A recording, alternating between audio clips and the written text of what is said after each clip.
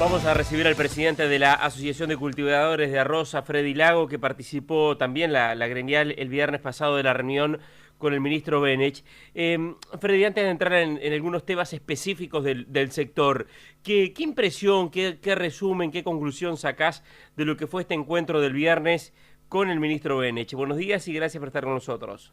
Buen día, Martín. Un gusto para mí conversar contigo, con toda la audiencia. Bueno, en primer lugar, es la convocatoria que hizo el ministro Benech para, de alguna forma, plantear algún tipo de agenda o un tipo de líneas para este 2019, a lo cual nosotros entendemos que a este gobierno le queda un año todavía de acción y ya lo hemos dicho, ¿no?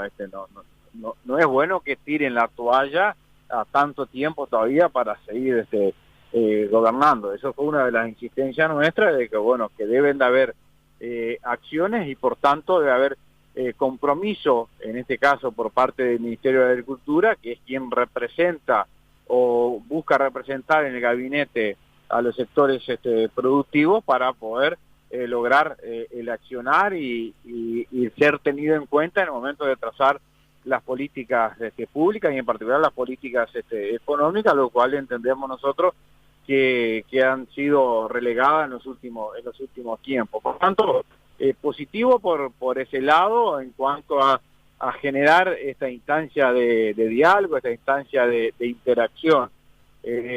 Ahora, quisiéramos que el transcurso de lo que queda de este gobierno fuera diferente a lo que fue el accionar del 2018, donde hubieron como 12 o 13 reuniones, no recuerdo bien, pero Virginia San Martín cuantificaba el otro día en este mismo ámbito, y no por eso la situación del sector pecuario fue resuelta y quizás no tuvo ni siquiera el entendimiento a nivel de gobierno a lo cual requerimos nosotros. Por tanto, todo balance, digamos, si es positivo o si sirve o no sirve, debe de ir de la mano de un estado de acción en el transcurso de los próximos días y no más de los próximos meses, porque así lo requiere el agro y así lo requiere el Uruguay, digo, porque parte de lo que se discutió allí es a través de OPIPA, de una estado de situación y cuáles son las perspectivas para el 2019, donde hay en principio una caída del pedido agropecuario, teniendo en cuenta la dificultad de que vamos a enfrentar este año.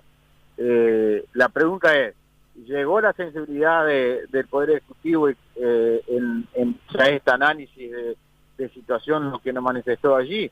Bueno, ojalá que sí, digo, pero bueno, nosotros vamos a seguir insistiendo y se debe de acompañar, repito, ¿no?, con medidas que tengan o logren tener impacto que hoy Claro. no se vislumbran. Ahora, la sensación que a uno le da, Freddy, es que hay una sintonía distinta entre lo que pretenden ustedes escuchándote a vos ahora y, por ejemplo, lo que se transmite por parte de algunos de los integrantes del Poder Ejecutivo.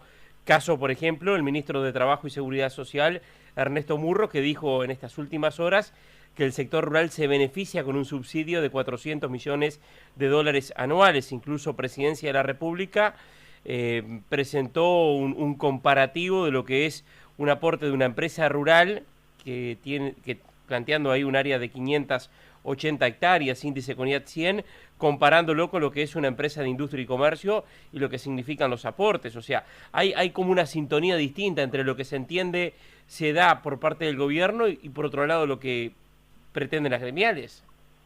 Sí, más que lo que pretende las gremiales, es lo que necesita el Uruguay, básicamente el Uruguay del interior, el Uruguay que depende de la actividad productiva.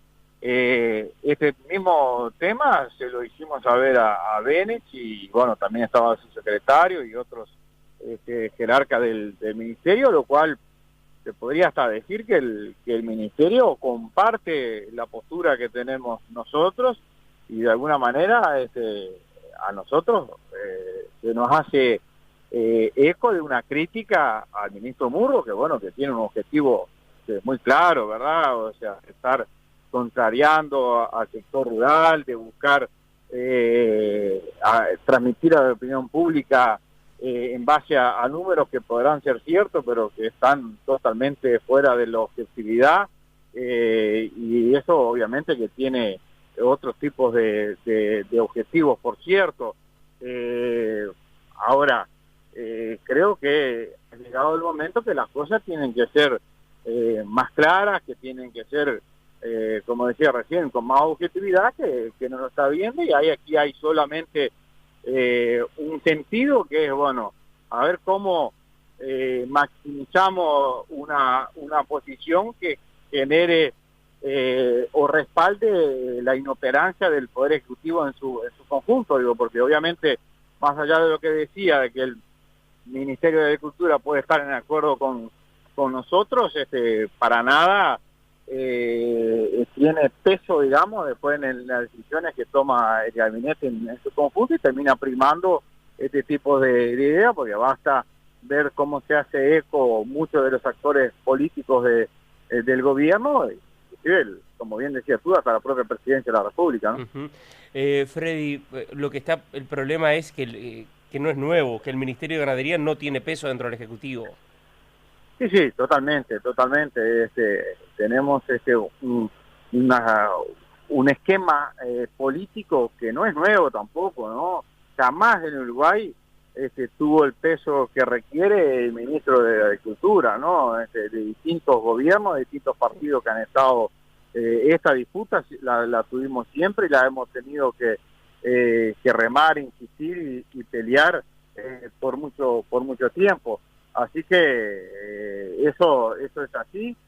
Ojalá se den las instancias y la conciencia por parte del Uruguay, llamémosle conciencia agropecuaria, si fuera posible, que tengan en cuenta y que tengan claro y que pongan en su justa medida y peso el sector agropecuario, y que termina incidiendo en el resultado final del bienestar del uruguayo, que quizás pueda sentirse alejado del medio rural, y que en definitiva cuando esto ocurra, que quizás estemos un poco lejos, pero debemos seguir insistiendo y bregando por ello, cuando eso ocurra, el ministro de Cultura tenga peso, y las decisiones o recomendaciones que él haga puedan tener incidencia en las decisiones que tome el Ejecutivo en su conjunto. Hoy, por cierto, no ocurre eso. Claro, sí, uno recuerda incluso Mujica siendo ministro de Ganadería, el hombre más votado en ese momento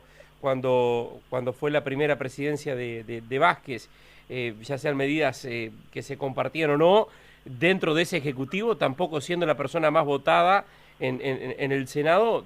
En muchos momentos, una de las cosas que planteaba él era la falta de peso que tenía el ministerio dentro del propio Ejecutivo, y teniendo Mujica un capital político realmente muy importante. Sí, está bien.